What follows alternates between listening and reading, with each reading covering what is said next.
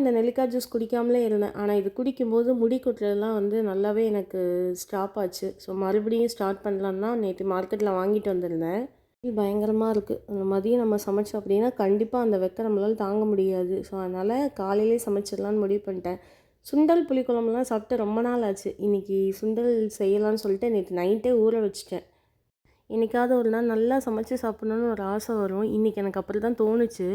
நான் எப்போவுமே அம்மா வைக்கிற மாதிரி தான் புளிக்குழம்பு வைப்பேன். அதுக்கு நல்லா புளியை கரைச்சிக்கணும். வேக வச்சுருந்த சுண்டலையும் அதோடு சேர்த்துக்கணும். 2 ஸ்பூன் மிளகாய்த்தூள், 2 ஸ்பூன் குழம்பு மிளகாய்த்தூள். இன்றைக்கி கொஞ்சம் முருங்கைக்காவும் கத்திரிக்காயும் இதோட போட்டிருந்தேன். கத்திரிக்காய் போட்டால் வீட்டில் சாப்பிட மாட்டாங்க. ஆனால் என்னைக்காவது ஒரு நாள் தானே, அதனால் சேர்த்துக்கிட்டேன். பிரேக்ஃபாஸ்ட்டுக்கு இந்த சோள சேமியா தான். இது வாங்கி ரொம்ப நாள் ஆச்சு. சரி இன்றைக்கி இது செஞ்சிடலான்னு இதான் ரெடி பண்ணியிருந்தேன். டேஸ்ட் வைஸ் உண்மையிலேயே சூப்பராக இருந்தது. குழம்பு நல்லா கொதித்த உடனே அதுக்கு கொஞ்சம் தேங்காய், கொஞ்சம் சின்ன வெங்காயம், கொஞ்சம் ஜீரகம் நல்லா பேஸ்ட்டாக அரைச்சி நம்ம லாஸ்ட்டாக அந்த குழம்போடு சேர்த்துக்கணும். ஒரு கடாயில் நல்லெண்ணெய் விட்டு கடுகு கருவேப்பிலை போட்டு தாளிச்சிட்டோன்னா குழம்பு நல்லாயிருக்கும். இந்த மாதிரி தான் நாங்கள் பண்ணுவோம்.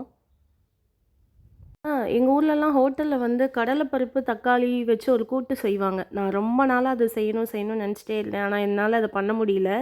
இன்றைக்கி அது ரொம்ப டெம்டேஷன் ஆயிடுச்சு. இன்றைக்கி கண்டிப்பாக அதை பண்ணியே ஆகணும்னு சொல்லிட்டு அதையும் ஒரு டிஷ்ஷாக ரெடி பண்ணிட்டேன். அந்த வேக வச்ச சுண்டல்லே கொஞ்சம் எடுத்து அர்ஜுனுக்கு ஸ்நாக்ஸாக கொடுத்து விட்டேன். அவ்வளோதான். சாதம், பாகக்காய் வறுவல், சுண்டல் குழம்பு, ரசம், கடலைப்பருப்பு கூட்டு. இன்றைக்கி லஞ்சு இதுதான்.